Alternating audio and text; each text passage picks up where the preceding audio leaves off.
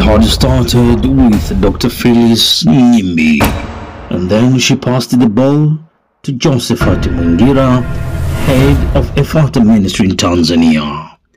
Emmanuel Nchimbi was also involved. Honorable Kikwete intervention to a temporary solution.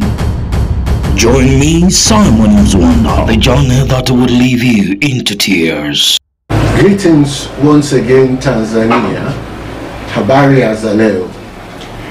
This is Dr. William Tute Morris. I am a retired medical doctor from Texas, USA, where I have spent 35 years as a medical practitioner. I am a UN consultant, senior UN consultant.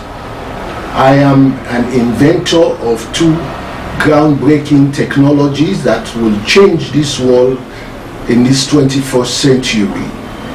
I am the first actually black medical doctor to be given one of the highest civilian award in the United States by the US President William Jefferson Clinton, the Presidential Medal of Achievement. I was given a holiday named after me by the state of Texas under our former Governor George Walker Bush.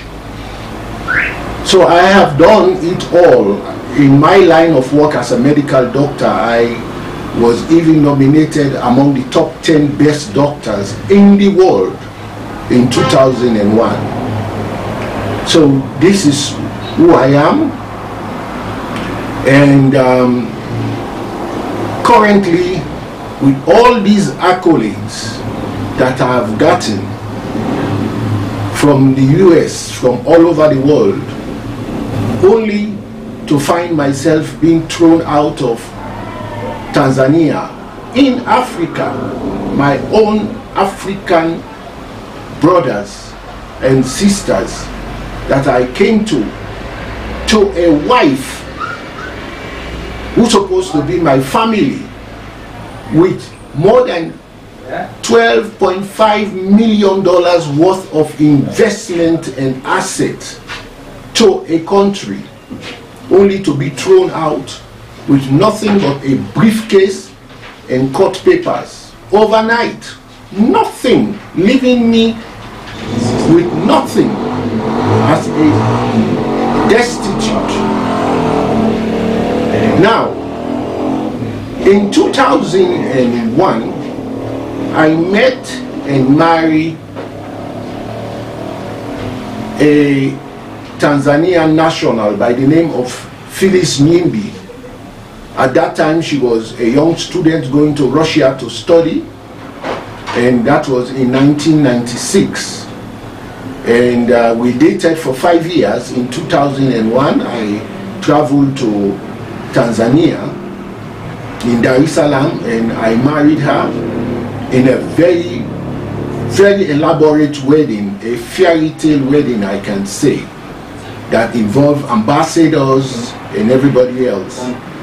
Little did I know that this Phyllis Nyimbi, now Dr. Nyimbi, had nothing else in mind but was like a gold digger. When after I married her, I could not take her along with me to the United States because of some regulations that she had to fulfill with the Tanzanian government. So I went to America. I tried to send for her to join me, only to find out that she was in an adulterous relationship with this Josephat Mwingira, the head of Efata Ministry. This adulterous relationship resulted into pregnancy and the birth of her son, who is now 14 years old.